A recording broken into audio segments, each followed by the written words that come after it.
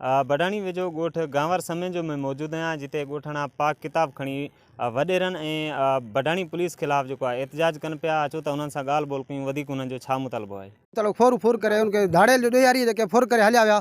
असांजे मथां पुलिस नाजायज़ 8 माण्हू पुलिस खणी विया। 2 जेका नामालूम पुलिस झली वेठी थी बिना FIR जे।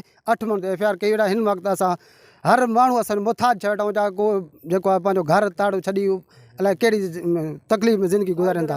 साउ जरेब ज़मीन असांजे ते कब्ज़ो कई खड़ा जा, जंहिंमें गैराबाद आहे। हर इलाइक़े जो फसल वॾेरा पंहिंजो फसल कयूं वेठा आहिनि। असांजो हिन वक़्तु त असां फसल आहे वञूं था, साउ माण्हू घल कढे थो हथियारनि सां। असां ग़रीब माण्हू थी वापसि थी मोटी ईंदा।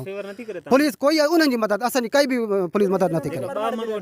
उहो नाहक पुलिस वरिती वेठी आहे। हिन में ॾींहं जो पुलिस खणी वेंदी आहे, शाम जो वापसि करे ईंदी आहे। पैसनि असांखे धमकी ॾिए थी चओ की लाॻ असां APC हिते घुराई अथसि। APC ॿार असांजा हिते ॿार मौजूदु, ॿारनि सां असां पुलिस विड़ी आहे। नाजायज़ी की आहे, जंहिंमें मियां अब्दुरज़ाक बि मौक़े ते मौजूदु आयो आहे। उन इहा ॻाल्हि की नरूक ऐं गुलज़ार ऐं उन्हनि जा 2 माण्हू, तव्हांजा 2 माण्हू इहे वञनि छा मंज़ूर ख़ान पावराड कराची तो तारीख़ वठणु। असांजा माण्हू मौक़े ते उते विया आहिनि। तव्हांखे जेको 2 माण्हू वरितल आहिनि तव्हांजा, इन में चओ त असांखे इन में असांखे इन्हनि खे असां में 2 माण्हू में ख़दशो आहे, जेको असांखे हाफ फिराई करे फुल हाफ फिराई करे सघे थी। असांखे इहो मुतलबो असांखे त इहो असांजो माण्हू वापसि करे पुलिस छॾे ॾे।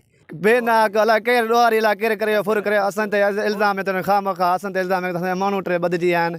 इन जे करे असांखे SP के कश्मीर के ऐं DIG के IG के अपील आहे, असां सां इंसाफ़ कयो वञे। बिल्कुलु असां सां इंसाफ़ी कयो। हा न साईं, हुन ते केस दाख़िल न आहे, नामालूम हो बसि ईअं रखियल आहिनि। पैसा जा रखी वेठा आहिनि साईं। पुलिस रखी वेठी आहे माण्हू। हा पैसा घुरे साईं, 2-2.5 लाख रुपया घुरे थी।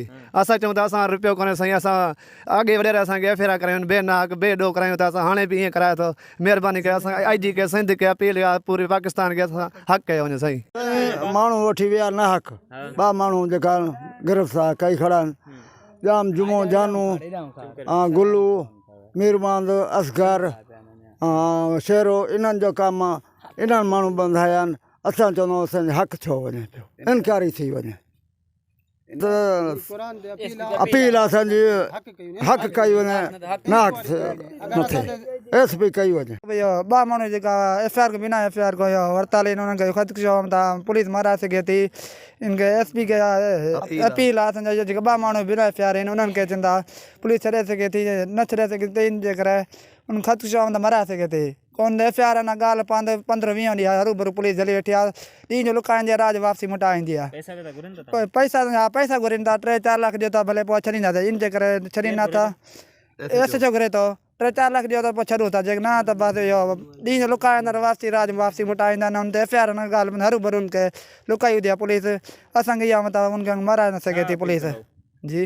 अपील इहा SP साहिब खे असांखे माण्हू बि चवंदा जेका बिना FIR आहिनि, उन्हनि खे आज़ादु थियो वञे।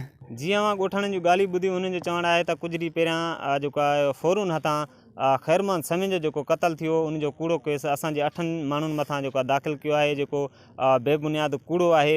ऐं जेका बडाणी पुलिस आहे उहो जेका बासरनि जी विंगार वही करे असांजा 2 माण्हू जेका आहिनि उहे खंबे खणी विया आहे, जंहिं ते को बि केस वग़ैरह दाख़िल न आहे। ऐं पैसा घुरे थी त असांखे जेको 2.5-3 लाख रुपया ॾियो त असां तव्हांजा बाद में माण्हू छॾींदासीं। हिननि IG Sindh DIG Larkana SSP Kashmir खे अपील कई त फौरी तौर ते मामले जो नोटिस वठी असां सां इंसाफ़ कयो वञे। कैमरामैन फरहान भुट्टे सां गॾु सदरुद्दीन भुट्टो, जेकब न्यूज़ बडाणी।